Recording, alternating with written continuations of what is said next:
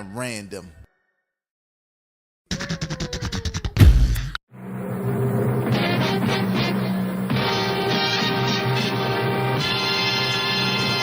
Used to bag work about an apartment 5B. You're now tuned into the Apartment 5B podcast, where we chop it up about hip-hop, R&B, sports, love and life. Hosted by Kill.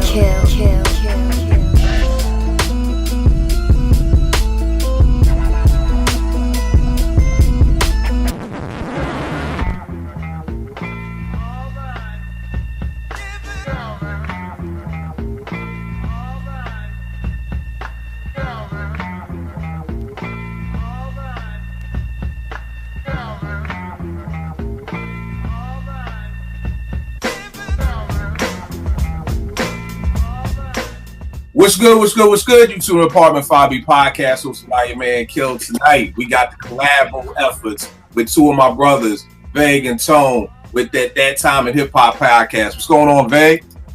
Chilling, man. Yo, I just went to the Tribeca Film Festival, saw that D'Angelo documentary. Word? How was it? How was the review for it? Can't get it away. All right, no doubt. Tone, what's going on with you, good brother? Everything good, baby. No doubt. Porsche, ladies first. What's going on, miss? All is well. How are you, Kill? Hey, you know me. When you're working in the hood, something always going on. DJ Rack One, what's good with you? Ain't nothing, man. Same old. All right, and my man Nick out the ATL. What's good, bro? What's going on, big bro? Oh, man, everything is good. Y'all know us. Let's jump right into it. Tonight, we're doing a salute show. Y'all know I like to do them maybe every month, every other month, just to salute, our hip hop, pioneers and everything like that. Tonight, we're talking about this dude is an MC. He's a producer. He's a member of maybe the dopest hip hop group ever. He's definitely member of one of the greatest groups, groups ever, hip hop, whatever, any genre of music. He's a visionary, and just does so much for this culture. We talking about the abstract poet incognito QTip out of Queens. So we're gonna be chopping it up about top 5 beats versus the first time you heard Tip, when you knew, Tip was gonna be serious on the mic, and just everything. If he falls into our GOAT list as an MC or producer, and just everything, just saluting him for everything that he's done for hip hop. So the first question on tap is, when is the first time that you heard Tip? And then when did you know he was gonna be that you knew he was gonna be nice? And the reason I'm asking this is because in the late 80s, early 90s, there was rap groups coming out every week. I remember coming home from Rap City, it'd be the K9 Posse. The other day when we did the show with the question about MF Doom, I forgot the other boy name from KMD, the dark skin boy with the high top fade. I can't name you nobody from Trends of Culture, So there was a lot of dope groups, but it's when did you? I'm saying I can't. Can anybody name anybody from Trends Culture? Nah, but I can Google it real quick. I love that one and done. Off and on is my shit. Greg, you know him? Yeah, dark skinned Jermaine. But so I'm just saying all that to say, because somebody may be like, when do you know he was nice? It's just, when did you kind of get this tribe group, this ain't the Boogie Monsters. And this is no disrespect to the Boogie Monsters or any of those other people. I'm just saying that because there was so much music coming out, so many people got lost in the sauce. So I know for me, the first time I heard Tip, everybody knows Straight Out the Jungle is one of my favorite albums ever. So that was the first time I heard Q-Tip's name. I ain't gonna hold you. I was like, yo, the boy name is whack as shit. This nigga's name is Q. Yo, come on, y'all. And it's funny because then, Naomi was asking me, she was like, yo, his rap name was Ice Cube, an Ice Cube. And I'm like, I know it sounds crazy, but, Ice Cube was the man.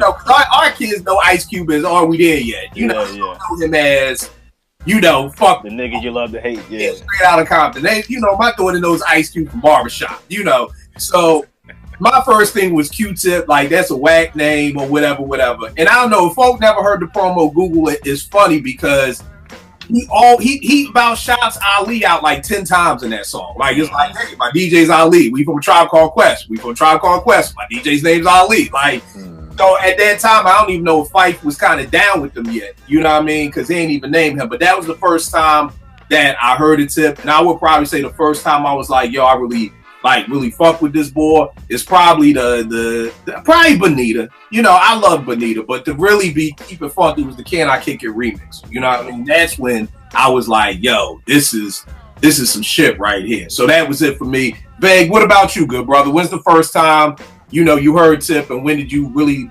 become a fan? Let's say that. The first time I heard him, and I could because I heard the Jungle Brothers joint, but I didn't know if he was in the group or not at that point. But I think the first time I heard him and recognized him as, oh, that's QTip, is Left My Wallet in El Segundo, because the video came on, the video came on, like, what the fuck is this? Like, you know what I'm saying? And I felt like, it was catchy and witty, and Q-Tip is the only one rhyming, so I was like, I left that video like I kind of like that record. The first time I really was like, yo, I really like Q-Tip, I think was probably the Bonita Applebaum remix. Because I didn't have that first album, so everything was videos for me. Like if a video popped up, it was like, oh, that's the dude from El Segundo video.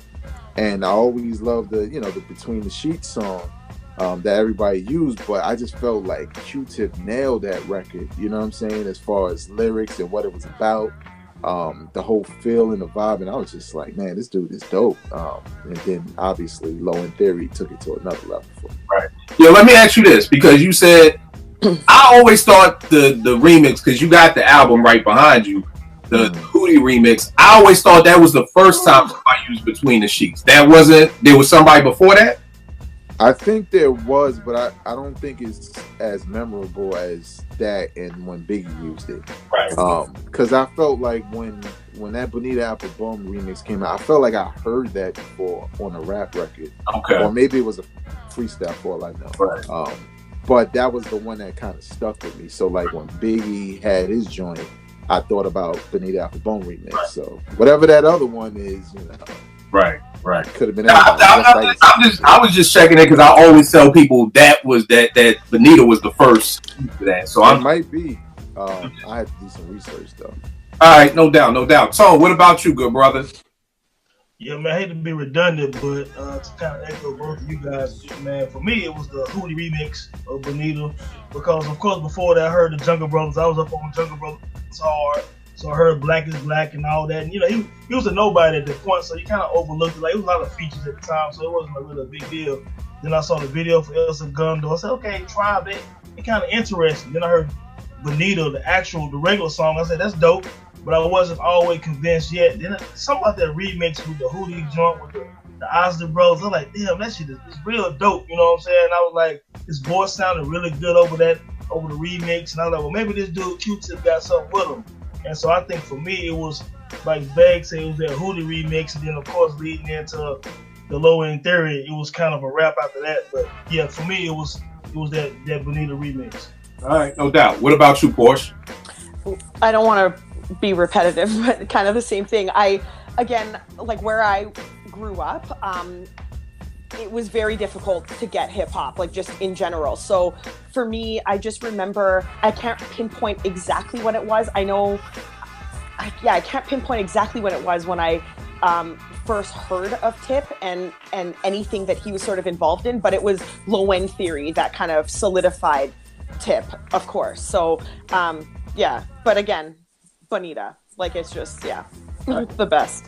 Yo, it's so funny because I'm shocked because there's so many hip hop heads I know who never even heard the remix. So it's bugged to hear everybody saying the remix. You know what I mean? So that's dope too. Nick, what about you, good brother? Yeah. For me, it was Low End Theory, without a doubt. Born in '79. My uncles played De La, so I heard like Buddy and the singles from the first album, but Tip wasn't Tip until the Low End Theory. That's like, okay, I'm fucking with this nigga. Like, had the distinctive voice, and that's my favorite album of all time. So the Low End Theory was when I knew, 12-year-old. You know what I mean? No doubt. Tell me this, bro. What's your favorite song on the Low End? The intro, the Excursions. Okay. That's like, they got like the greatest opening cut and the greatest closing cut of all time. All right, no doubt. What about you, Rack? For me, it was a little different, man. I liked People's Instinctive. That was when I realized who he was or what he was as a standpoint of the leader of the group.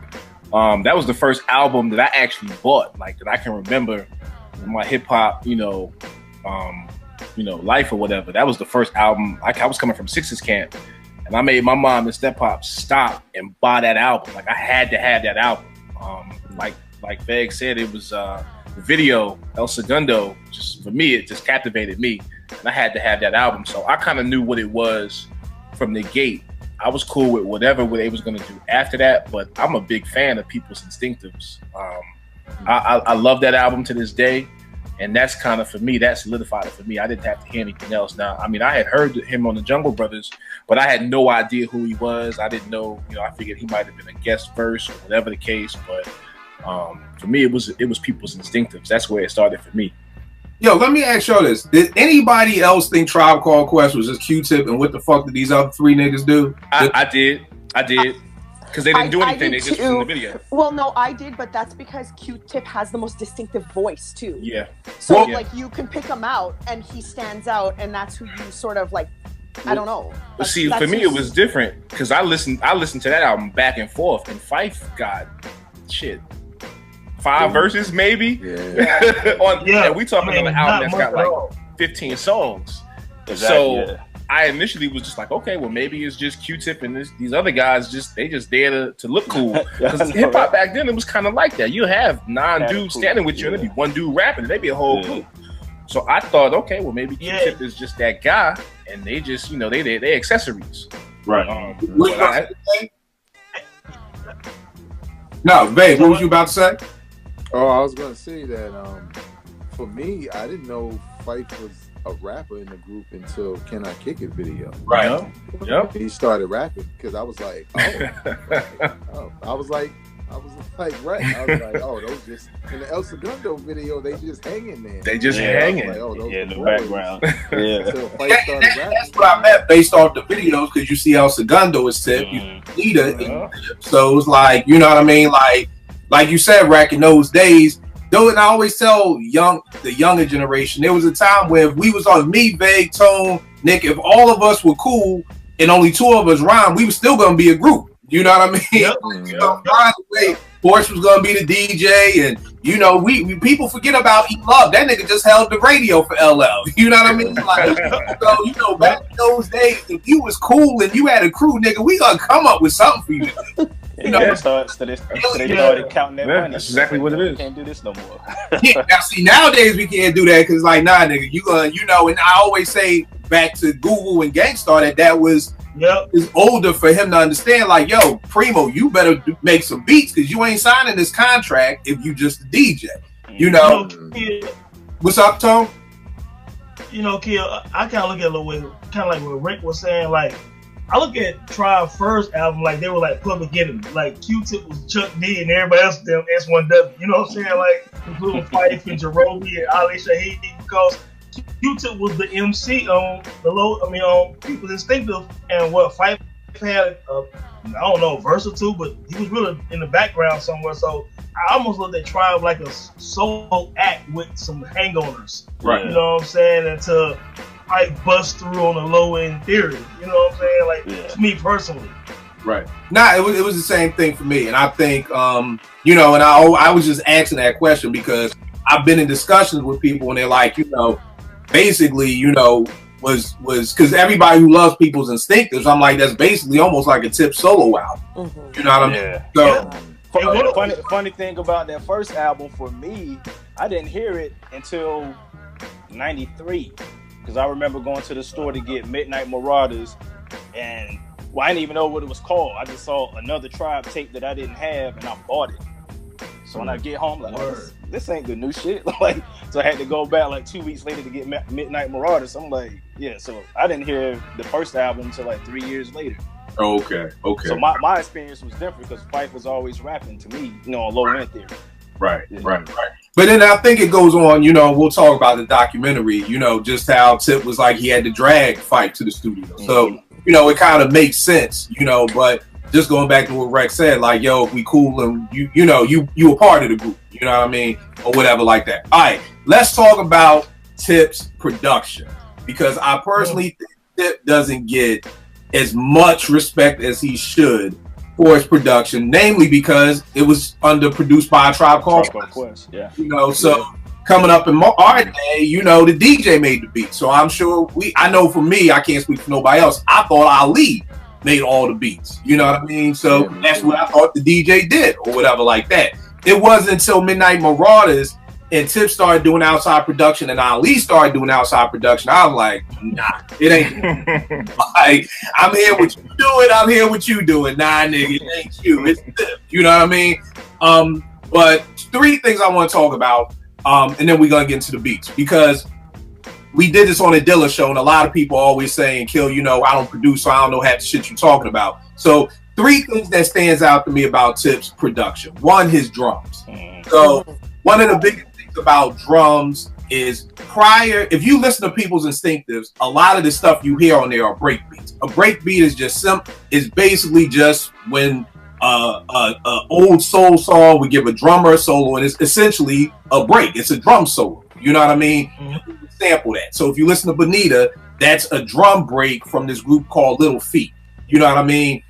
So a lot of People's Instinctives were break beats. Once you got the low end, that's when people started programming drums. And that's something that Marley is Christian with, as being the first person to kind of say, oh, I can take the kick from Synthetic Substitution, the snare from Impeach the President, and the hi-hat from the Skull Snaps break, and then I can program the drums myself. So when I'm talking about his drums, namely his snares, Tip's snares hit so fucking hard. Like, I can't, my old head Roots used to always be like, no disrespect to women. He used to say, your snare needs to sound like a pimp smacking his hoe. I didn't say that. He said, nobody get mad at me. That's just what that nigga said. So I'm like, okay, I gotta make sure these snares. You have to edit that out the show. Like, I gotta make sure that these snares are snapping. And if you listen to The World Is Yours, the remix he did, snare. If you're listening to the jazz remix, that snare. If you're listening to Crooklyn, his drum program is just crazy. Also, Tip had a great swing to him. What a swing is if you're programming drums and I'm like, boom, boom, cat for the snare, you can add swing to it so that it bounces more. And it's like, boom. So it's not just boom, boom. It goes to boom. And the MPC is famous for that swing, the SP. So Tip's swing is just crazy with his drum programming. And then last but not least, what I love about Tip, and a lot of people don't notice this, he gives his drums solos. And what I mean by that is, if you listen to Come Clean, most people, you listen to Come Clean, there's no break. You're hearing the sample the whole time. If you're listening to Troy, you hear the sample. Listen to most hip hop songs, the producer may dead the sample for a second, like a little, like I said, a boom, and then the sample comes back. Whereas Tip, if you listen to the 3rd verse of One Love, it's just drums. You know what I'm saying? If you listen to the end of Just Step with Mobb Deep, when Prodigy is like, while you're on the wrong route, let me put you on your feet. All of that is just drums. And most producers don't do that. The other thing that Tip does is he does a great job of setting his songs off with drums. Again, when you listen to Troy, what do you hear? You hear the horn first. When you hear Come Clean, what do you hear? You hear the sample first. With Tip, when you hear the Get Down remix by Craig Mack, the first thing you hear is the drum. You know what I'm saying? And as a DJ, I could backspin that drum. That's why I'm over here shaking my head, man. Yeah, I mean, over and over again. Same thing when he did Apache's Gangsta Bitch. I can listen to those intros of the drums over and over again. I got goosebumps now, man. Thank you, Kim. When you press play on One Love, you hear them drums. So it's just something that these are just little tidbits of things that people may have never paid attention to, but just to salute Tip, because he's really doing things against the grain. Because like I said, everybody else is letting the sample play first, then the drums come in. Tip is doing the exact opposite. On the Oh My God remix, he'll start off on the MP, it's called the tap repeat button. You can hold it down and you get da-da-da-da-da. When you listen to the Oh My God remix, that's how it starts off. It goes da-da-da-da-ka. Oh my gosh. It's so Rex is enjoying himself. I'm glad I'm making you smile, good brother. Yeah, it's right here. That's right here for your MPD cats. Right. It works. Use it. It's just had a different way of doing it. All right, that's my productions thing. My top 5 favorite tip beats: the Get Down remix for Craig Mack. The drums. The drums, just the way that it starts off is crazy. I know God Bless the Dead. I was never a big Craig Mack fan. I love Flavor in Your Ear, but Project Funk the World probably only got maybe 2 or 3 spins out of me. You know, I thought Get Down was cool, but when I heard the Tip remix, I was like, damn. And I was actually shocked Diddy went to Tip for a remix. So, you know, I would always love to know the behind the story with that. Next up, the World Is Yours remix for Nas. Yo, I remember being in the studio at EAA with my OG Vinny V when I was interning at Strictly Hip Hop. We got the promo for The World Is Yours. We are floored. We're like, this is the greatest shit we ever heard in our life. This is incredible. Nobody can ever outdo this. I don't know how the fuck Tip did it. He outdid that shit. You know, no disrespect to Pete. It's great, but that World Is Yours remix didn't match with the video. Like, I never, that's another thing. I wasn't even feeling the OG video, but the World Is Yours remix. Video, yeah. Oh my God, everything fit. Third beat, Crooklyn Dodgers. Now, here's the thing. You just took 3 of mine right there, bro. I apologize, brother. We can talk about them all. I apologize. Crooklyn. The reason that Crooklyn is so fucking crazy is because if I'm not mistaken, to this day, nobody knows what the fuck he used. Now, for people who don't dig, that may not sound like a lot. We came up in a time where there was no whosample.com. You know what I mean? That there was no, we could just go to the computer and find out. So the fact, like, yo, what if Crooklyn came out in 93, 94? We talking 20 plus years that diggers across the world, okay? We are now with the World Wide Web where you can talk to people from Yugoslavia. Nobody knows what he used for Crooklyn, which is unheard of. We've had lots of them. For a long time, nobody knew what Primo used for Mass Appeal, but they eventually found it. For years, people didn't know what Havoc used for Shook was. They eventually found. We have not found Crooklyn yet. What else is Tip? You know what? I'm gonna let y'all go because I don't want to take nobody else. I'll come back on the other end. Vay, give me some of your top 5 Tip beats and why. Well, one thing to what you said on whosample.com, I actually looked up that record today, and they have what they say is the sample, but when you go in the comment section, he gets roasted. Other shit. And it was just like, so what is it? Like, you know what I'm saying? Yeah. So you're right. It's still debatable. Right. I had down what the fuck I had down. I had the World Is Yours remix. I wasn't a big fan of the World Is Yours when I first heard it. Like, obviously, you know, I like it because it's good hip hop, but I wasn't a big fan. And when I heard the remix, I was like, this is the shit I'm talking about. Like the beat, the way it starts up with the who's what, like that's crazy. Nas came through with the verses, the hooks, dope video also.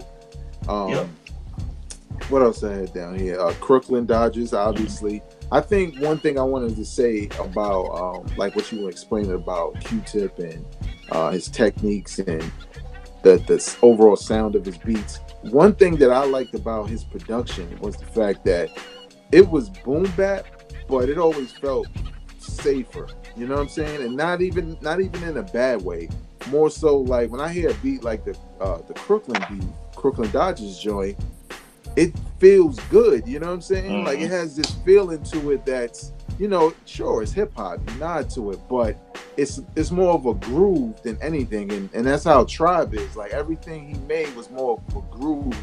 Even, you know, the stuff he did like Give Up the Goods, like Shook Ones and all that other stuff is real dark, but Give Up the Goods, Drink Away My Pain, like it has a good feeling to it regardless of the lyrics.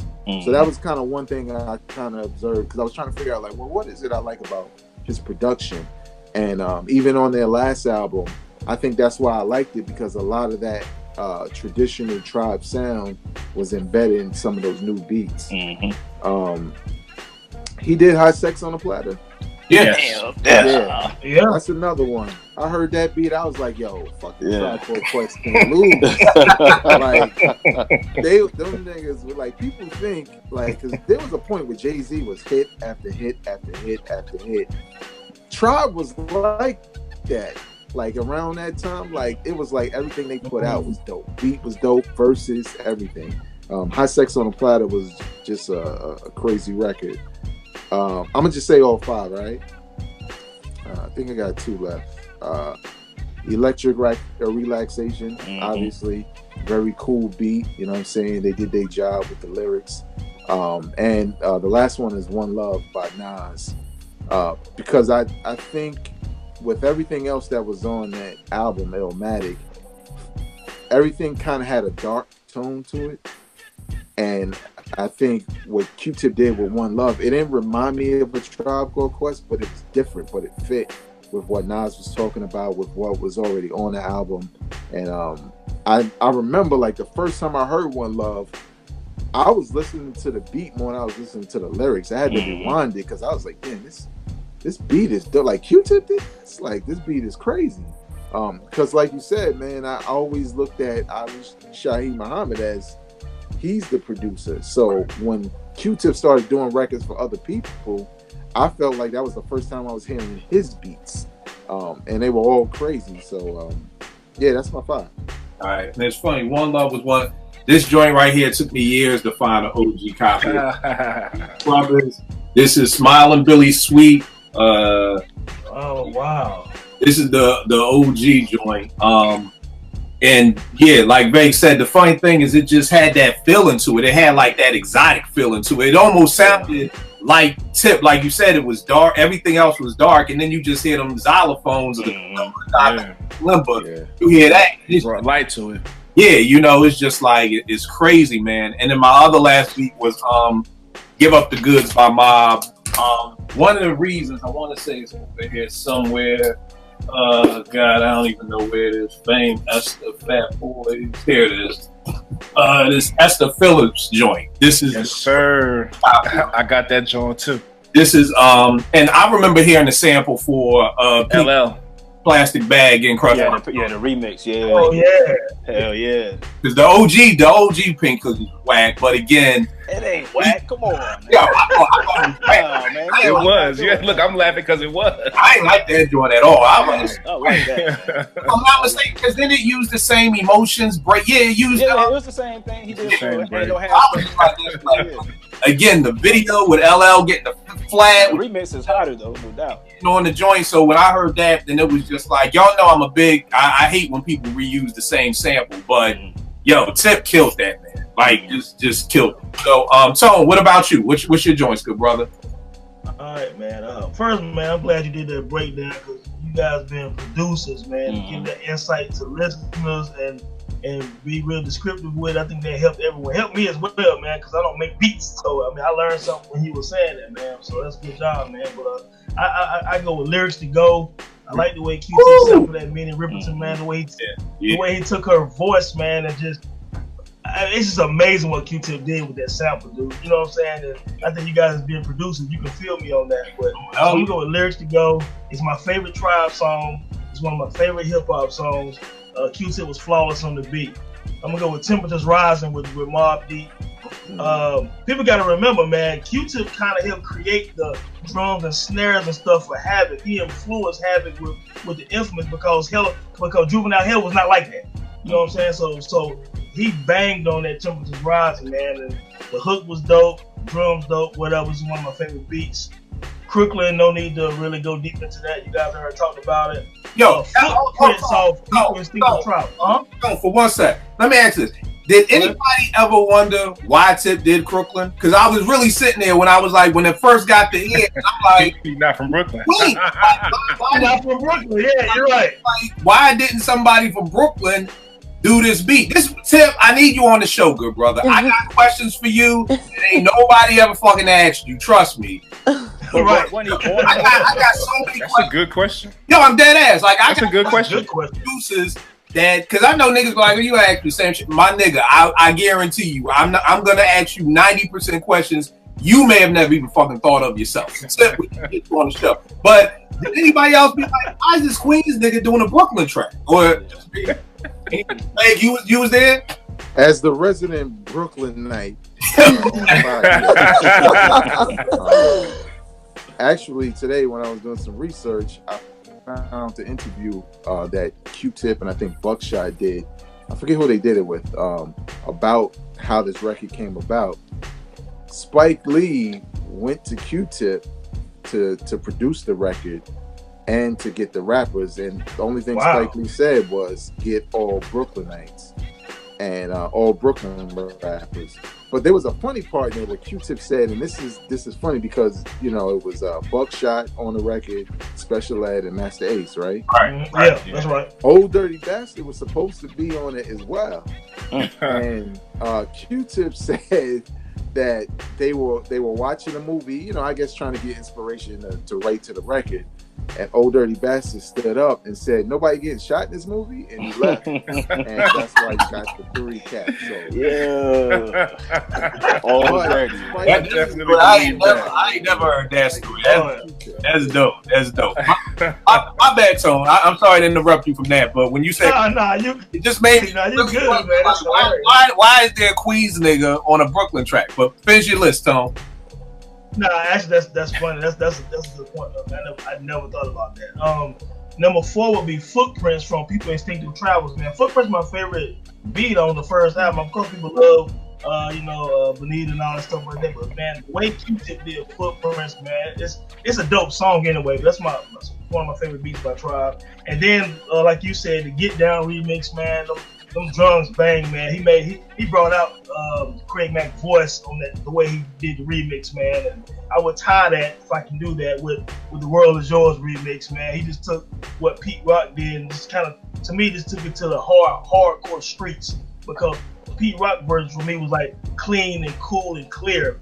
But QTip took it back to Queensbridge with his version of The World Is Yours, man. So I might edge that one over the original, actually, man. But anyway, those are mine. Yeah, and another thing about Tip, he has a way of stripping beats down to like being very minimalistic. Like, it's not, when you listen to The World Is Yours, it's not like it's a lot in there. You know what I mean? It's really just like the drums kind of hold it down, and you got little horns floating around here and there, but it's he's able to take a little bit of something and turn it into a lot. And it's different than a Primo who's able to take a little bit of something. It's a different way. Like, Primo will make, It's like you said. He's not doing much with the track, but because of the sound quality and how he maximizes each sound so it stands out, then it seems bigger. You know what I'm saying? Than it actually is. Right. No doubt. What about you? So, obviously, I love all of the Tribe stuff, but what I do want to say, I kind of have to echo what all 3 of you guys have said so far. I find that Tip, especially what Vegas said, actually, I find that Tip is like a groove and a vibe on his own. I feel like he kind of, like, I was shocked to find out that he had anything to do with anything Mobb Deep, to be honest, because they're so dark and gritty. Like, that's just not QTip, that's not Tribe. So when I found out about that, I was kind of like, for real? Like QTip? Like, he's so soft and jazzy. Like, what is he doing? Oh shit. When I first heard Tip was doing shit, I was like, yo, these motherfuckers kidnapped this motherfucker. Like, yeah, like this is niggas like kidnapped Tip, like pistol whip this nigga. Like, seriously, I'm like, I had no. Eddie Murphy Raw. Like, why the fuck are you hanging out with Danny Terrio? Like, why? Wow. Like, it's just, I was shocked. But when I found out. But so on mine, I have Temperature Rising, and I think I love that beat. I just love that Tip was involved in that, and I think that anytime Tip is involved with some people like Mobb Deep or like a group like Mobb Deep, it just speaks volumes to his ability to adapt to what their sound is, but then soften it a little bit, and I love that. So Temperature Rising is one. I like Ill Vibe on the coming album, Bustas, and then Scenario, Check the Rhyme, Can I Kick It, Bonita Applebum, of course, and then the Roots joints too, off Philadelphia. All right. Yes, that's my favorite Roots album, and of course, this is the other thing about Tip. Every time I love something specific about a rapper or a group, Tip is somewhere in this equation, and that's shocking to me, because he just has his hand in so many things that we don't know. Like, we don't know until years later, because he doesn't talk about it, and nobody seems to be talking about it. So yeah. Now, here's the other thing. Another reason why I think Tip's name doesn't get brought up a lot, because it's almost the flip. Through the Tribe years, we thought it was Ali. Right. After Midnight, I remember reading a Vibe magazine, and it's like, here's the Uma, and it was like, who the fuck is the Uma? And it's like QTip, Ali, and JD. At the time, none of us knew who JD was. But here's the wild part: that so much of the stuff that said produced by the Uma, Dilla said he did, which is why he broke away from the Uma, because he was like, everybody was thinking it was really the flip. Everybody thought it was Ali at first. Now anything that said produced by the Uma, they assumed it was QTip, and Dilla was like, nah, it's me. That's why he broke away and started his whole Pay J shit, because he was like, I'm dipping away from that. So the only reason why I was saying that is because I'm always with the ill vibe. And that's very Dilla-ish. You know what I mean? And you know, it's and even the same thing with Illadelph. Like, so I get you. I was just saying for that I think that's another reason why. And that's fair. But anytime I see Q-Tip's name, just I think his track record supports that he has a hand in stuff and never gets credited for it. No so doubt. I'm gonna throw those in there and just give the credit to Tip myself anyway. Yeah, no doubt. I mean, we gonna talk about his vision, because he's really like one of those visionary like GMs, like who can, like San Antonio GM, who can find somebody in the second round and turn that person into a superstar. We're gonna talk about the vision. Nick, what about you? Y'all named them all. Hot Sex, The World Is Yours remix, One Love. What was the other joint? The Get Down remix by Craig Mack. And he also did one for the Jungle Brothers called, it was the remix to My Jimmy Weighs a Ton. And that was the album that they dropped in '93. I can't remember the name. It's a forgettable album, but the remix that Tip did was dope. Right. Damn, you know what? I'm going to wait until Rec, because I don't want to steal nothing from Rec. Rec, what you got? All right, so I'm going to go backwards on mine, man. So number 5, man, is Higher off of Q-Tip's Amplified joint, man. I love that track, man. You said earlier, man, he has an ability to let his beats breathe, so that he can allow whoever's rapping on it to get some clarity. And this is one of those tracks. Craig Mack, the Get Down remix. I have 4 copies of that, and it's still sitting on my shelf. One of the dopest remixes ever. The Nas World Is Yours joint, always a classic. Scenario remix. It is what it is. I ain't got to explain that at all. See, that's why I'm glad I didn't say that, because I'm about to talk about it. I don't gotta explain it. That shit hit so hard that it had people like, hold up. Like, for years, people didn't know what the fuck was going on. And Verses from the Abstract, man. That Heat Wave sample, come on, man. Like, cats, there's probably only 3 artists I can think of that I'm not gonna name that have rapped over that in the last 25 years, and it always brings me back to Verses from the Abstract and how he used it. Nobody uses it the same, but when I look at how it's used, he's always gonna be the top dog out of the 3 that I can think of off the top of my head. So those are my 5. Right. I had to bring up the Scenario remix. Here's the wild part. Everybody's going to hate me about this. I was not a fan of the original Scenario beat. Like, it was cool. I like Busta, the rah-rah.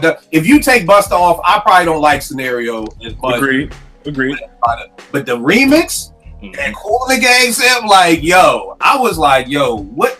I don't even know what's going on inside this nigga's head to be using type of stuff that he uses, and he takes shit so far away from the original. Like, the World Wars remix is like, I'm horrible at math. Is it 180 away, or would it be 360? 360 is back to so it's 180. 180 away from the original. You know, and even with Scenario, like that remix, god damn.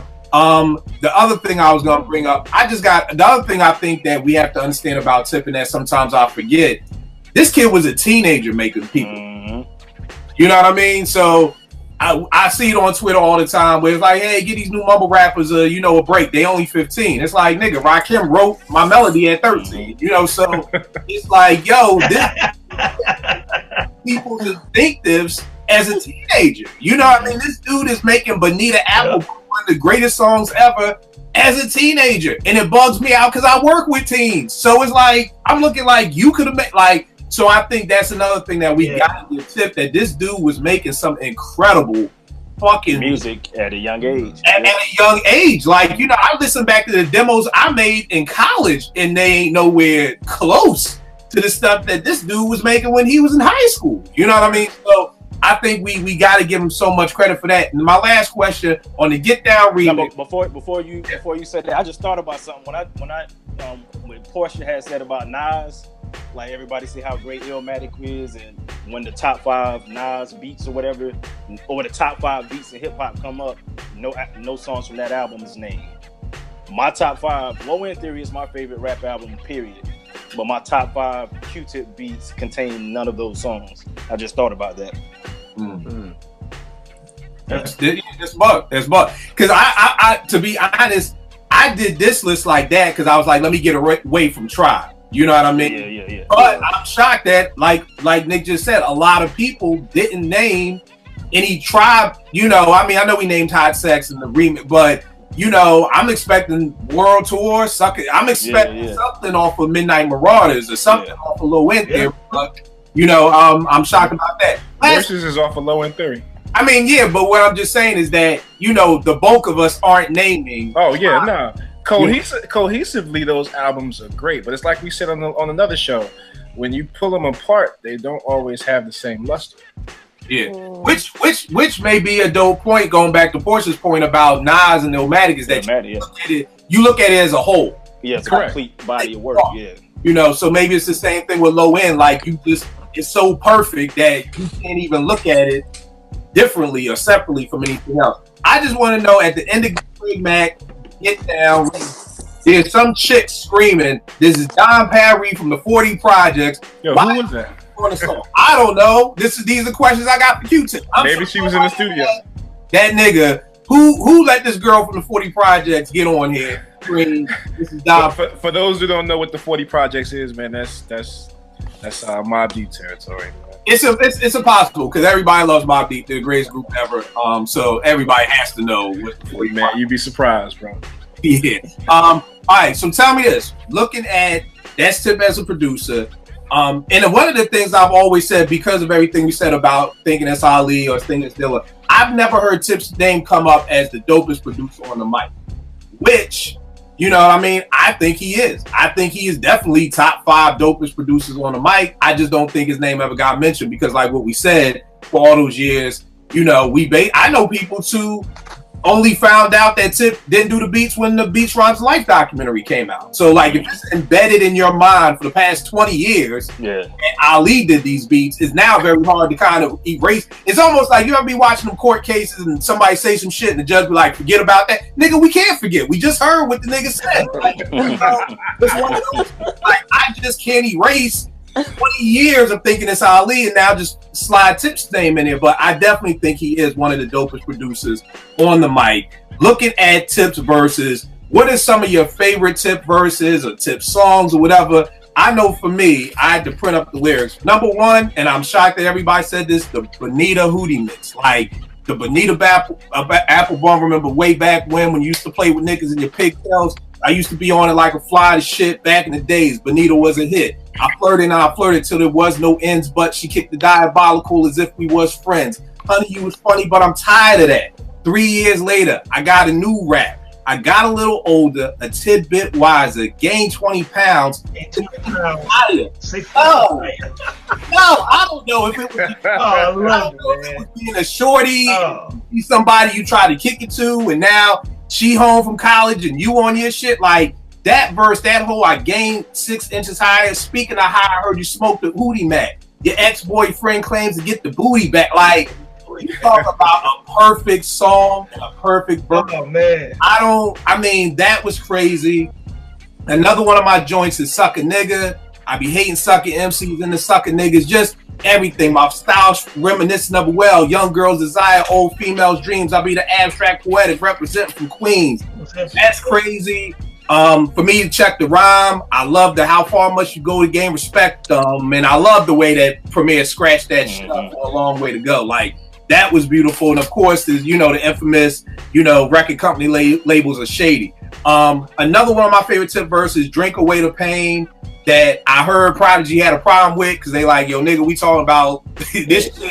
That was the same way. Like, nigga, that made no sense. Yeah. Like, yo, nigga, we over here talking about this shit. You talking about fashion. Like, you know, but I thought it was bugged. And Tommy Hill was my nigga. And others couldn't figure. I mean, Hill figure used to grow through a vigor. Had to split playing how to split these 7 figures. Like, I just thought that verse was dope. He just named, I thought it was dope because he was naming everything we was rocking at the time. You know, the whole, you know, and then how he ended Helly Hansen, like, because Helly Hansen's was the shit back in the day. So I thought that was dope. And then my last favorite tip joint, Don't Curse. His joint off of Heavy D's joint. The whole, wait, don't want to be in no drama because the bum dilly have is a favor of my mama. So I blow it out and get mad lifted. Don't have to say, just to show that I'm gifted. God bless me because I reached my 21st. Heavy D, don't drop a curse. Those are like my top 5 Q-tip verses. Tone, what you got up for us, good brother?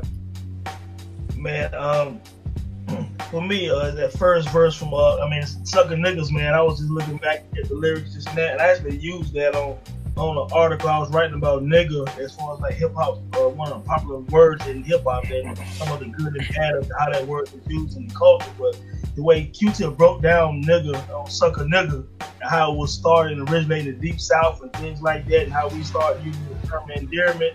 He really broke that down, man. So for me, that verse on Sucker Nigga, the first verse on Verses from the Abstract. Verses from the Abstract is one of my favorite songs on the Lower End Theory. At one point, it was my favorite song on there. I did the whole entire song, so it's that one. The first verse on Lyrics to Go, I still go back. That's my favorite Tribe song, so it's gonna always be on every damn Tribe list. Midnight off Midnight Marauders. I think that song Midnight off Midnight Marauders showed Q-Tip's lyrical ability, because for whatever reason, Q-Tip is very underrated as an MC.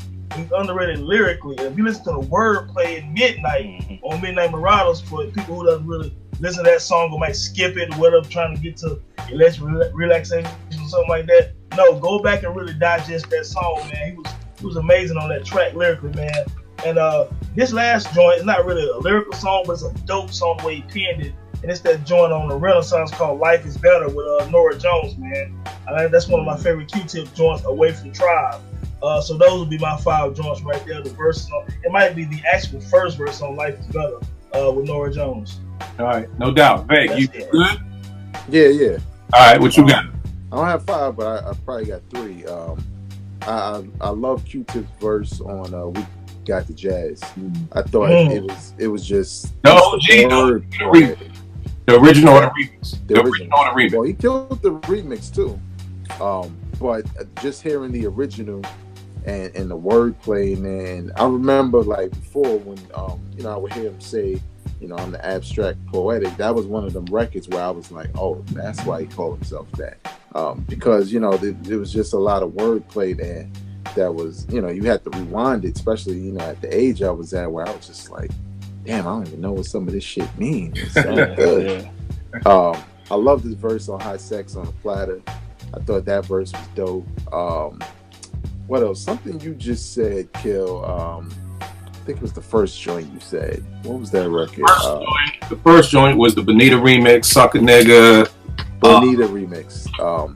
Mainly because, like, LL is coined as the person who brought those types of records to hip hop, or made it cool to do it, basically. Right. And I felt like Q-Tip verses are perfect on that Bonita Applebaum record. Like, there's not a flaw in there whatsoever.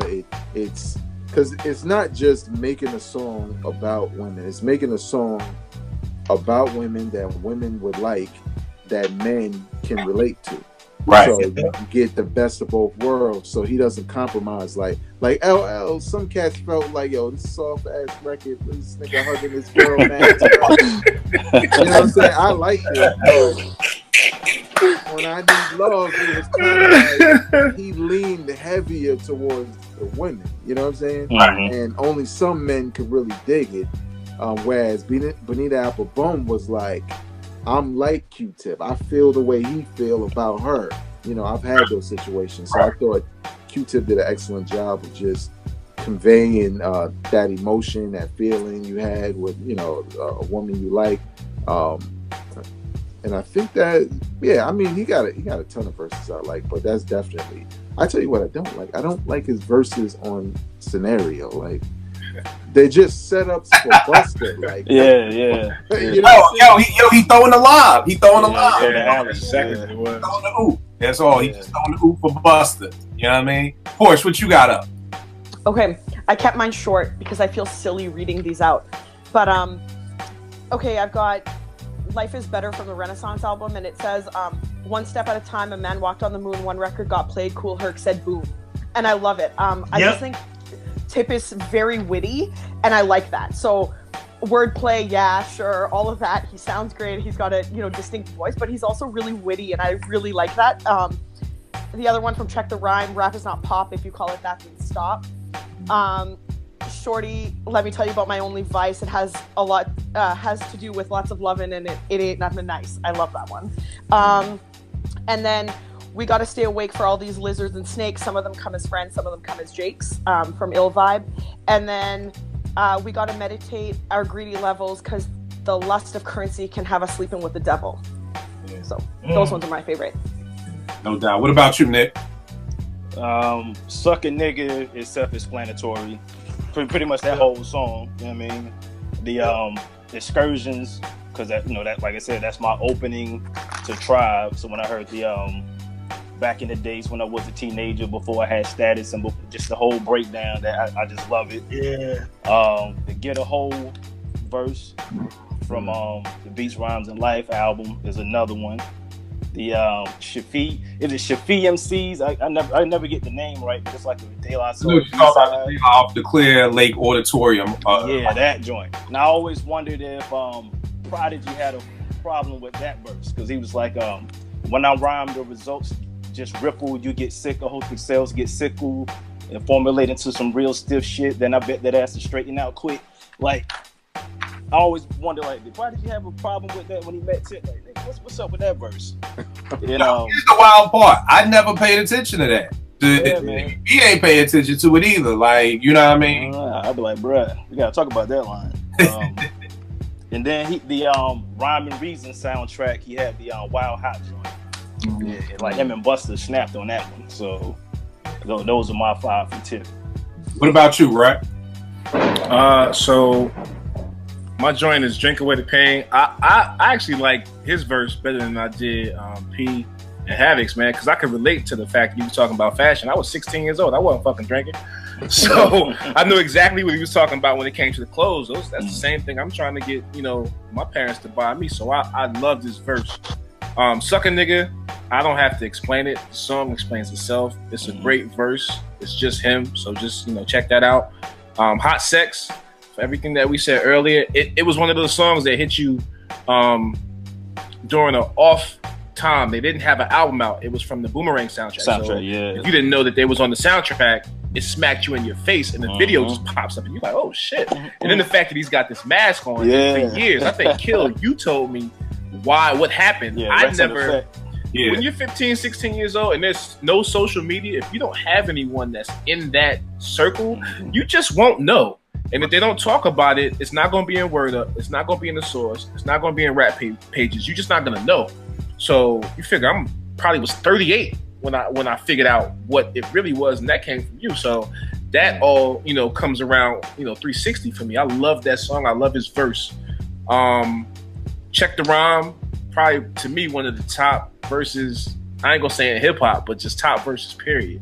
And my favorite verse of all time, man, is verses from the Abstract, man. That's a beautiful song. Period, point blank. He's shouting out everybody that he's cool with. The song is dope. The sample is dope. It's one of my favorite songs of all time, man. If you haven't heard it, you need to check it out. Yo, let me, and just if people don't know, there was a problem with Rex Effect, where Phife said strictly hardcore rock, not a New Jack Swing. Yeah.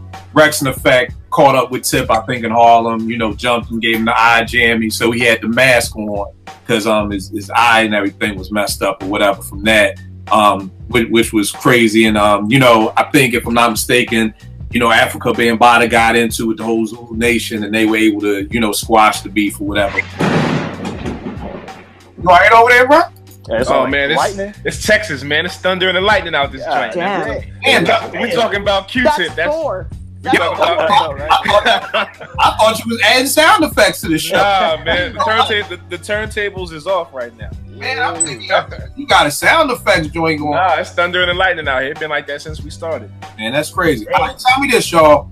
A couple of shows back, a long time ago, Writer's Bench, Evan Bezo were trying to break down the difference between an MC and a lyricist. And I mean, we all have different definitions. I always looked at QTip as a lyricist, but they didn't. They were like, nah, he's an MC. You know what I mean? Like, for them, a lyricist is like GeeGee. And I'm like, I get that, but I just, what do you view QTip as? You know what I mean? Do you think he's like an ill MC? Do you think he's a serviceable MC? Like, I always looked at Tip as like, yo, this nigga is nice. You know what I mean? Yeah. I mean, Vay, what do you think? You're an MC. What do you get from Tip when you hear him? I think he's both. Okay. I think, thinking about what they might have thought as the definition. I think when they think of GeeGee, they thinking about, the thought process and the technique and how intricate his rhymes is and the patterns within the words he rhymed together and all that stuff.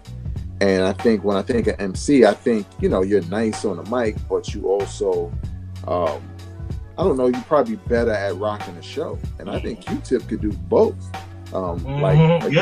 You hear something like Verses from the Abstract, and like I said, the other joint, damn, now I'm forgetting everything. Not Hot Sex. What was the joint I said was the shit? I can't remember the second joint I said, but nevertheless, I feel like he's capable of both. You know what I'm saying? It's kind of like his beats. Like I said, there's a boom bap feel to it, which feels traditional. I think when people look at lyricists, they think of traditional hip hop. But then there's a groove to it. There's fun to it, and that's what an MC was always, a master of ceremonies. QTip could rock a show. He could DJ a show, talk on the mic the whole time. GeeGee not so much. Nobody want to hear that. Nobody will hear just like, yo, y'all ready to rock? Like, nah, baby, get off of there. I think he's both. To be honest. All right, no doubt. Porsche, what you think? I kind of agree. I think I would classify QTip as more of an MC rather than lyricist, but I think he has moments where he's definitely shows lyricism in the way that I would define it. The reason I don't consider him like a lyricist in the way that I define it is because I put people like Thought and Monch and QTip's just not that style to me. So I don't, but I think he has his moments for sure. I don't think he's just like, not able to. It's just that I think he more leans towards just being an MC. All right, no doubt. What about you, Nick? Yeah, I kind of agree with Porsche a little bit. I mean, he can do both, but I would lean more so to the MC aspect of his style. All right, right. I think he's both, man. One of my regrets is that I've never been to a Tribe Called Quest show when Fife was alive, and I probably just won't ever be able to go to one. I think when he does live shows, he's an MC with lyricist or lyricist qualities. His albums, he's a lyricist. But when he does the shows, he knows that he needs to be able to be a little bit of both. That show, you gotta turn up. You can't just be in there spitting your rhymes and walking across the stage. He knows how to articulate both very well, which is an extremely hard thing to do. He does it well. I think he's both, man. I agree with Veg wholeheartedly. All right. What about you, Rhett? You mean Tone? I mean Tone. I apologize. Tone, what do you think? Lyricist or MC or both? I mean, he's a little bit of both, but I actually think he's again underrated as a lyricist because I think some people look at lyricists and they have to be so intricate and detailed with their rhymes, like a Ras Cat, GeeGee. Some of these guys who Pharoah Monch, they a lot of layers to their lyrics, but that doesn't mean that QTip is not a lyricist because he might not have that many layers. I think it makes him more entertaining to a degree because some of these other guys, do you want to see them for 55 minutes at a show? You know what I'm saying? MC is master ceremony, but MC should also be a lyricist as well. So I think he got the best of both worlds, man. And I think he's an underrated lyricist. I think he's an underrated MC. I think he's an underrated beat maker. And we can get into his legacy and stuff, I'm sure, before the show is over with. But I think he's underrated overall across the board because we kind of take QTip for granted. You know what I'm saying? So But that's just me, man. I think you're a dope lyricist, man. Real talk. And I mean that's how I felt too. And then like Ed was trying to say, if you look at Daylight, he's like, well, Paz is a lyricist, Dave is the MC, and I kind of look at him like, shit. As long as you dope, I'm good. Like still like until we start talking with them, I'm like, I never looked at an MC versus a lyricist. It's just that are you dope or not? You know. Exactly. Now, while I'm still on that, one of the things that I love about Tip is just him being a visionary. And whenever I think of Tip being a visionary, I think of Dilla and I think of Kid Hood. You know, I think of like that Tip. From what I understand, Amp Fiddler, who was like, I think that's his name, Amp Fiddler. Yeah, Amp Fiddler. Right. And he managed Slum, or he knew Slum, and on the Smoke and Grooves tour, he gave Tip the Slum Fantastic Volume 1, and it was one of those moments like, yeah, whatever with these MCs, who the fuck did these beats? You know what I mean? Like, you know what I mean? And one of the hardest things that I give Tip credit for is like kind of what I give Pro credit for stepping back away from Illmatic and not Brodying the whole thing and allowing others to come in. Not too many producers put on another producer. You know what I mean? Most times it's almost like, nah, nigga, like you taking my shot, like type thing like that. Like I'll never forget, Gangstar took all the people out, all the radio stations out to Dave and Buster's, and I'm talking to Guru. I'm like, yeah, I gave Primo my beat CD to check out. He's like, nigga, why you give it to him? That nigga make beats, and then he gives shit to me. You know, being the Primo fan that I was, it was like, nah, I gotta give it to Primo and let you know. So you don't have. I don't know if there's been any times when a producer has put on other producers.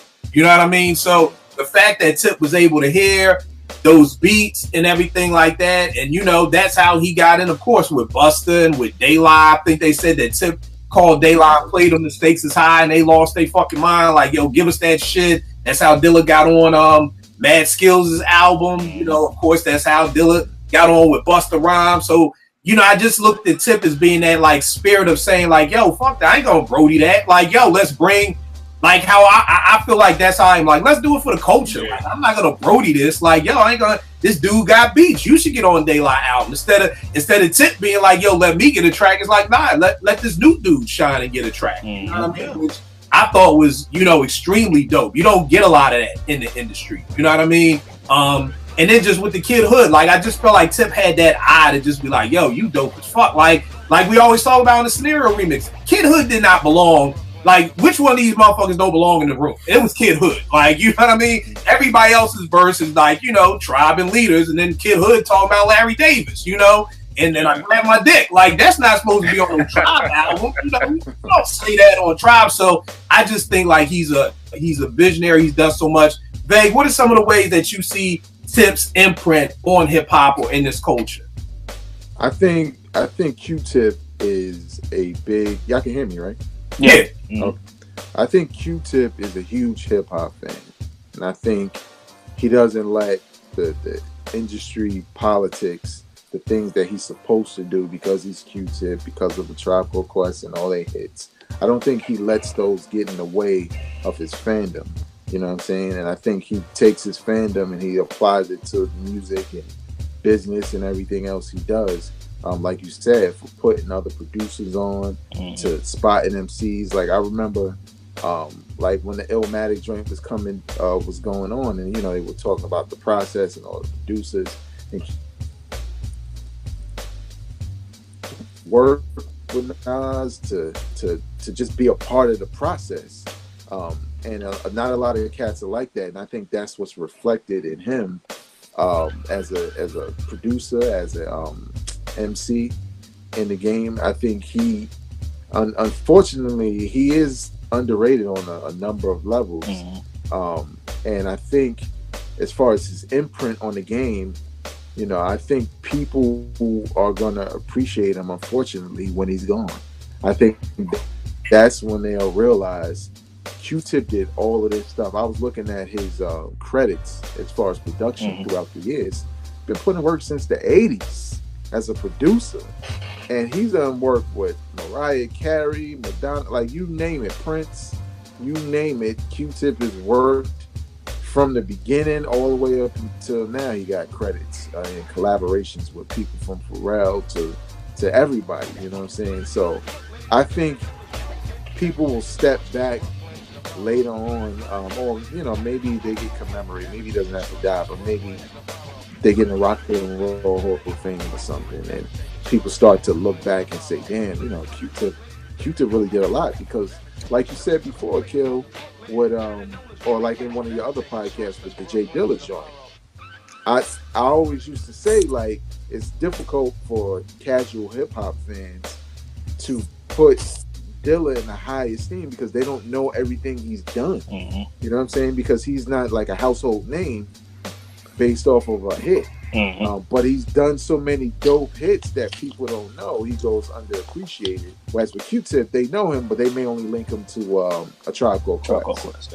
So I think he definitely has a big influence. I was going to ask, why do you think, and I mean, we could all touch on this, but why do you think people don't get that recognition until they're gone? Is it just like what you said, like they don't have that hit? They don't have, you know, like whereas Jay can say, look at the Billboard chart. So I was, you know, held it down for 10 summers. Or is that the reason? Like, because we love Jay because we see the stats, we see you held it down, we see the numbers, we see the money. Is it the money? Because I think Jay gets all of his fucking props right now. Like, I think he gets all of them and then some. You know, right now, it's like you said with Tip, God forbid, it will be like, damn, you know, until he dies, then everybody will be like, oh my God, he was the greatest ever. Like, why do y'all think that is? Just because he's a humble cat. You say he a humble cat? He just a humble cat. He a regular dude. Like when he went solo, it was a line on the Amplified album where he's like, you see me in your Bentley, nigga, just honk, yo. He said, like, I'm in the Bronco.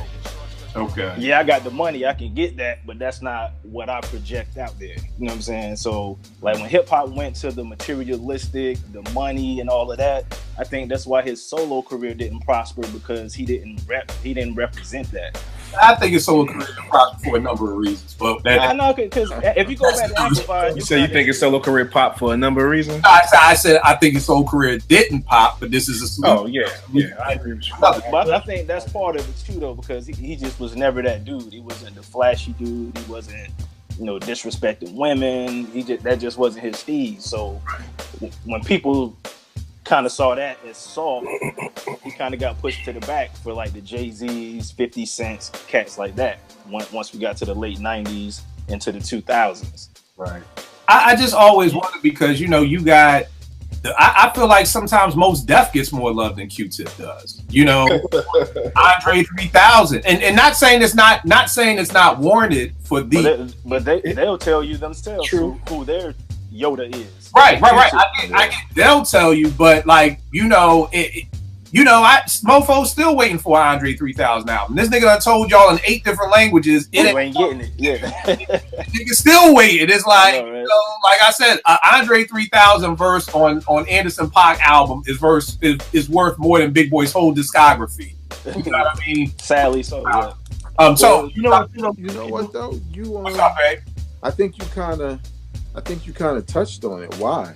Like, or everybody did early on.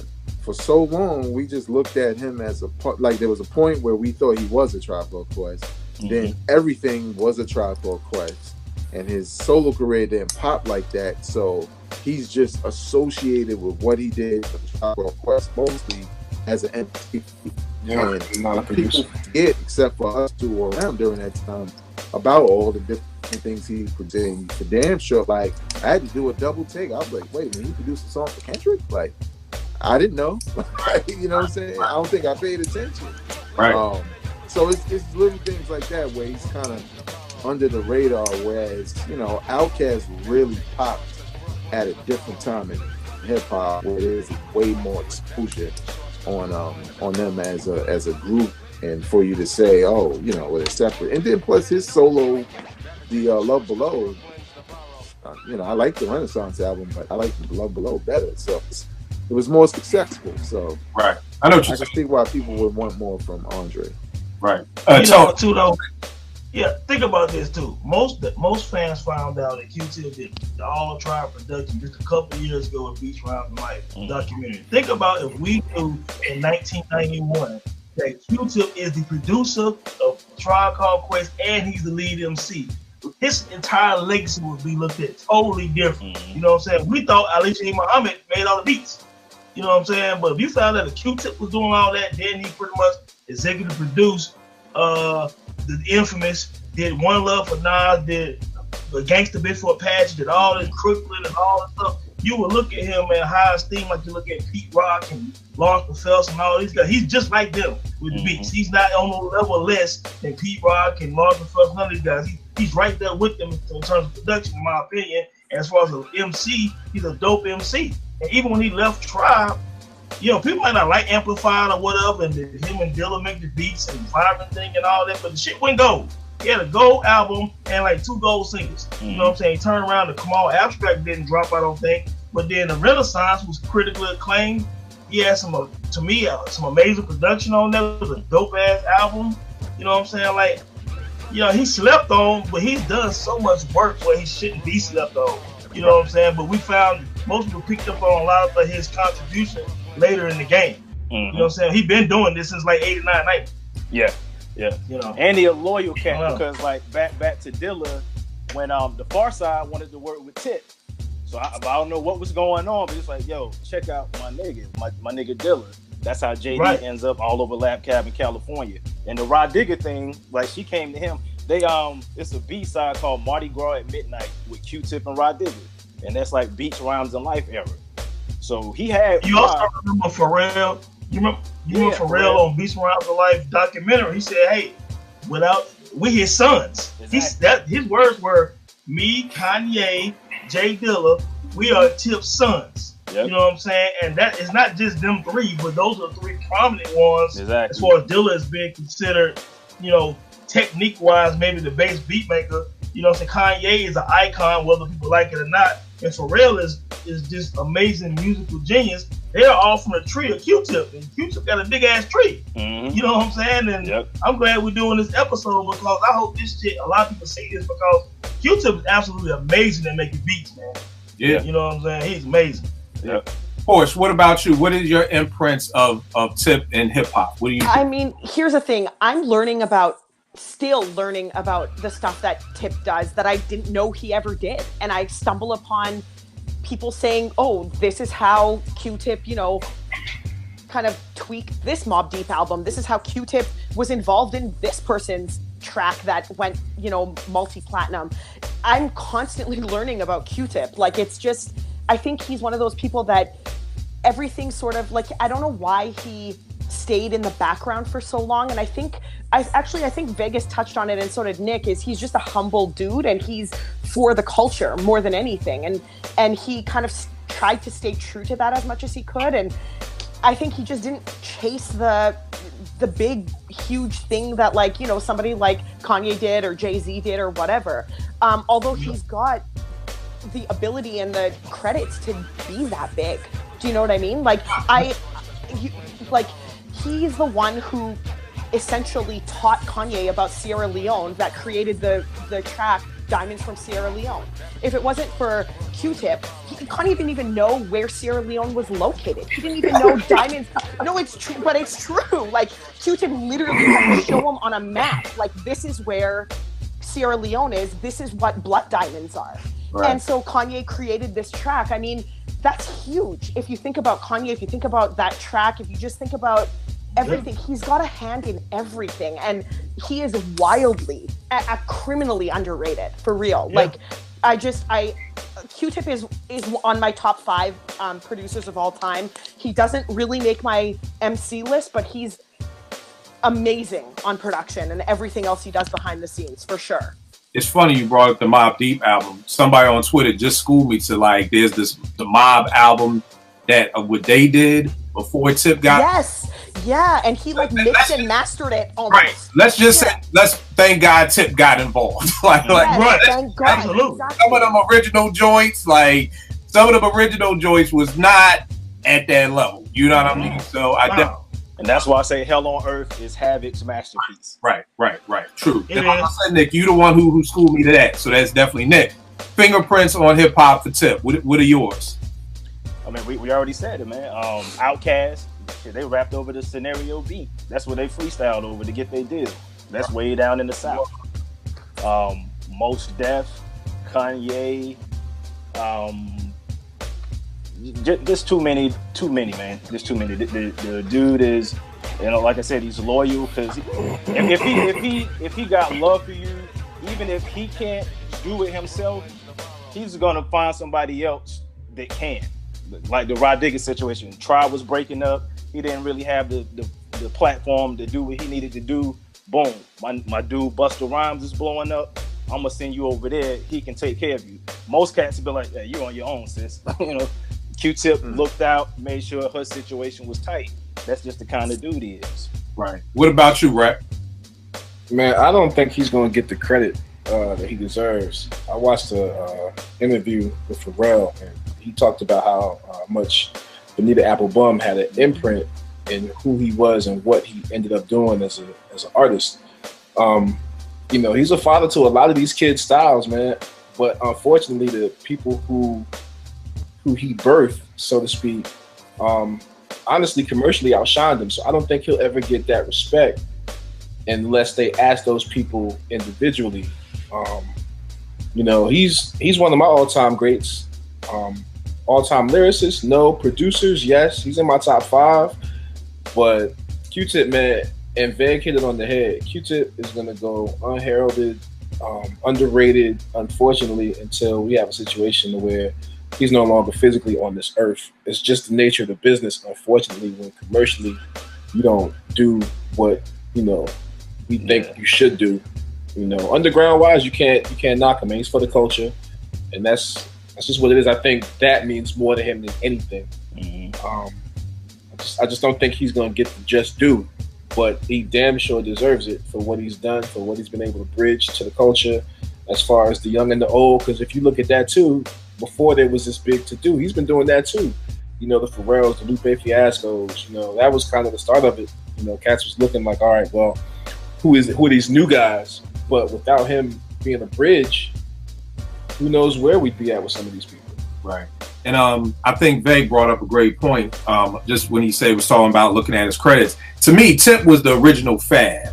And what I mean by that is like Fab has been featured on like 8 billion songs. You know what I mean? And in the 90s, Tip was like he was everywhere. Not everywhere in a bad way. It was just like, that's why I never understood the whole MC lyricist thing, because I'm like, nobody's going to get a Tip verse to sell records. You know what I mean? Like, you're going to Tip to get a dope verse. You know what I mean? To me, he always, come through, whether it's the brand new heavies, whether it's, what's that, Groove is in the Heart? Who was that? D-Light. Yeah, he's on D-Light. Yeah, like Chemical Brothers, Janet Jackson. It's like he's everywhere, like, and you just do that. And then two, he's still like that Busta Tip mixtape they dropped a couple of years ago was crazy too. You know what I mean? Like that was dope. He was spinning on that. So tell me this: in your top 10, top 20 producers, does Tip make it? You ain't gotta give me a number. Like for instance, he's in my top. He's probably like around 9-ish, 10-ish for me. So he makes it. Like you could say 10 to 15, and he's in my 20s or wherever. Vague, where does Tip production-wise line up for you in that GOAT list? Yeah, I think you did a show on this, and I was on there. I don't remember who I had him, but I know he's definitely in top 10. If not, if he's not in the top 5, he got to be on the edge for me because, again, it's kind of like it's the. I guess when we think about the albums and why everybody picked stuff that was outside, I think when you look at, like you said, when you look at the Tribe albums, you're looking at them as a whole. And again, you're putting Q-Tip in that same box. But then when you start thinking about all the other stuff he did for other people that was dope, like the Word Is Yours remix, Temperatures Rising, stuff like that, then that starts to bump him up the list more, probably more so than other producers, because of the simple fact that he has more than people realize. So I kind of feel like with Q-Tip as a producer, he's probably definitely in my top 10. I don't know if he's in my I doubt he's in my top 5, because as I start to think about it, you think about who you putting him ahead of. Right. And there's just certain people I wouldn't. So right. And it's funny, just in you talking, it's like that quick, I'm totally forgetting about the Tribe albums. You know what I mean? Like he makes my top 10, 11-ish, 12-ish with just all the shit we was naming. Now I'm like, oh shit, this nigga got 2 classic back-to-back albums. Yeah. So just that quick, and after doing this show, I done forgot that quick that. So with knowing that and the Tribe stuff, then he definitely makes my top 10. That he's probably knocking on the door at 6 or 7, if not moving up close to. Because of that. Tone, what about you? Look, you just said exactly what I was about to say. QTip produced the Low End Theory and the Midnight Marauders back to back. You ain't gonna have 10 people better than that to me. You know what I'm saying? That's I just top 10 can't alone. see it because when we talking about producers who did back to back classics, you look at Outkast, that was the whole organized damn noise, not just QTip by himself. You know what I'm saying? You think about Dr. Dre. Did Daz help him out? Shit, did Battle Cat help him out? I don't know, but I know that Q-Tip, from what has been said, produced 3 Tribe albums back to back. You know what I'm saying? All these remixes back to back. And look, who else has done that outside of the RZA and damn Primo? P Rock had hit the 2 P Rock CL Smooth albums. So I would say Q-Tip could possibly be as high as damn 7 to me. You know what I'm saying? Like he's a top 10 dope type of producer to me. You know what I'm saying? But that's just to me. All right, Porsche, what about you? I mean, for me, again, Q-Tip's on a top 3 for me. I don't, and I cheat kinda because I don't separate Pete Rock and Primo from the number 1 spot. So with that said, yeah, Q-Tip's easy number 3. He ain't budging from that at all. Ever. I hear you. I hear you. What about you? No, we can't give Porsche a pass on that. You can't have 2 number 1. Here's the thing, man. There's certain things it just is not worth fighting. Drake is not worth fighting. This is one of them. Like Drake is not worth fighting. I will die on that hill. We'll fight later. We'll fight later. Die on that hill. You ain't married. When you marry long enough, some fights you just walk away from. It ain't even worth it. I will die on the hill of not separating Pete Rock and Primo. I will die on that hill gladly. And look, Kill, you what's up, man? You can't even leave out. Some fights you just walk away from, but sometimes you can't even fucking walk away because they follow you. That's true. That's when you get in the car and drive off. Let's be happy that Porsche is allowing us to walk away from the fight. And that she's not like, nigga, I done told you 5 times. I separate the 2. So we love that I had that. Nick, what about you? Yeah, I think Low End Theory and Midnight alone warrants top 10 status. You know what I mean? Because you know how I value total bodies of work. And then me, I'm a fan of not amplified. What's the joint? The Renaissance and the last Tribe album. Yeah, I'm a fan of those 2 though. So that's 2 more projects he has under his belt. So he's easily like 6 or 7 on my list. All right, no doubt. Rep, what about you? He's in my top 5. Sometimes he moves, but he's in my top 10 totally. I mean, just from longevity, you know, I got to put him there, man. And it's quality. It's not just bullshit. You know what I'm saying? From what he did and people's instinctive doesn't get it's just due. He did a whole fucking album by itself, really. Right? We talking 15 to 18 songs. You figure the album came out in 90, so it's probably made in between 88 and 90, right? He was a teenager. You figure they stopped doing music as a whole in 98. 96 we don't count because that was the UMA. I'm talking just Tip. For 5-6 straight years, he was putting out bangers. Yeah. Straight up. If you look at it in that way, straight bangers. So for that alone, in that climate of what the 90s was from that time period, and we talked about this before, people's difference in golden eras, whether it was 88 to 92, 92 to 96, 96 to 2000, whatever the fuck. He had a part in it. He had a part in it. Whether it was Tribe shit or whether it was something else when he had the purple bandana on. I mean, shit. He was doing it. So he's in my top 5, if not top 5 for that day, top 10. All right, no doubt. Now, MCs. I think him as an MC, I definitely probably have Tip. He's in my top 20. I don't know where, You know, maybe he's in that 15 to 18 range. I don't know. I know I did a show about it, but my mind is slipping right now. But he's definitely top 20. He's definitely top 20. Vague, what about you? Producers on the mic? No. Just MCs. Just as an MC. In like, general? the MC in general. Yeah, he's probably in my top 20. Probably closer to 20 because, you know, sometimes when you're making beats, you know, you don't have the same leverage with the writing that you do with somebody who's only focused on the writing side of it. And like we said before, Kill, a couple years ago on that anniversary show, man, it was very debatable who was the best out of the group. And it was. So yeah. it's difficult to say, like, damn, is he in my top 20? Is he better than Fife? You know what I'm saying? Who knows? I gotta fuck you. He's better than Fife, but you know. What about you, Tone? You know what was funny is I actually never thought about ranking QTip as an MC. And again, that might be me underrating him again. As a beat maker, of course, I got him top 10. But as an MC, I never looked at him, man. And not to lowball him, because so many amazing MCs. I'll say he's in my top 30. I don't know where that would be. Right. He could be from 15 to 29. I don't know. But there's been hundreds of MCs in the history of hip hop. And if you write down 50 right now, all 50 of them are great. You can write down 100 MCs right now. Like, all of them cats can rap. You know what I'm saying? So that's not a slight on QTip, man. He's a dope MC, man. But I would maybe say, if I'm looking at a top 30, he will fall somewhere in there. And again, that's no slight, man. There's so many dope MCs if we have to start writing out rappers that you think can actually, you know, who are dope. So that's where I would have it. Top 30. All right. What about you, Porsche?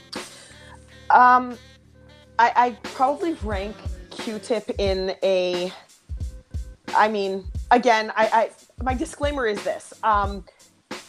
Like Tone said, there are thousands of MCs that have come and gone and are fantastic. So ranking in any spot really is not a bad thing. I personally would rank QTip probably in like a top 50 list if I was going to do one.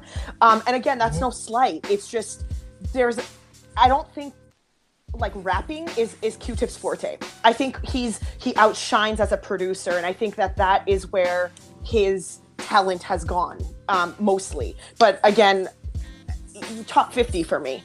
All right. And somewhere between the 30 and 50 range rather than the 1 to 29. All right. Nick, what about you? Yeah. We did a show earlier, so I definitely had him in my top 25.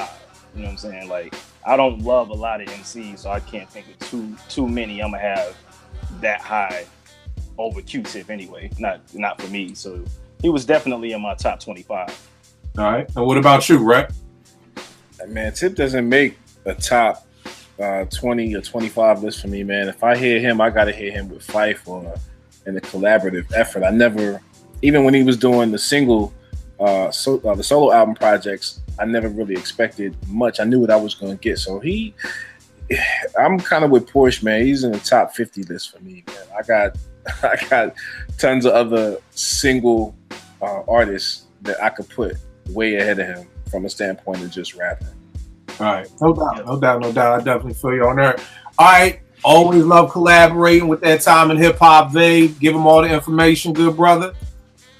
You can follow me on Instagram and Twitter at VegasWorldINC, and you can check out our podcast on YouTube. It's called That Time in Hip Hop. It's all about history and nostalgia, but more importantly, the preservation of hip hop music and culture.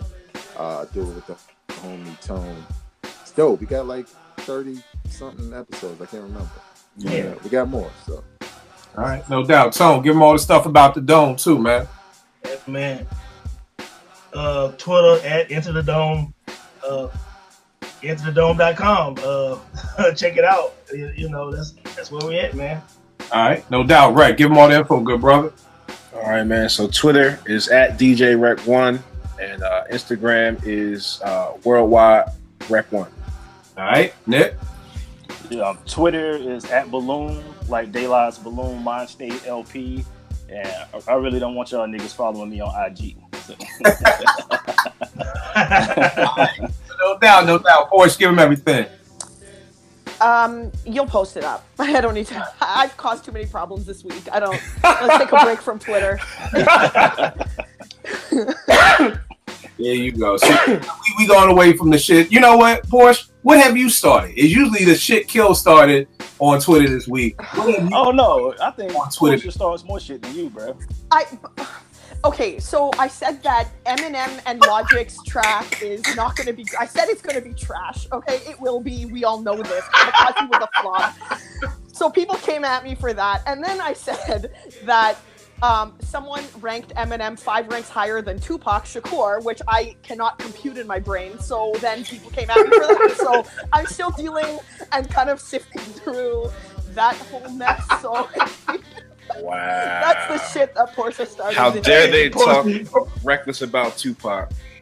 And then someone came at me and said that if I rank Logic and Eminem's track less than a 6, then I'm just a hater. I was also told I was a casual rap fan and that I should get educated and then come talk to the person. So it is what it is. Wow. Yeah. Okay. All right. Let's start arguing with white people online.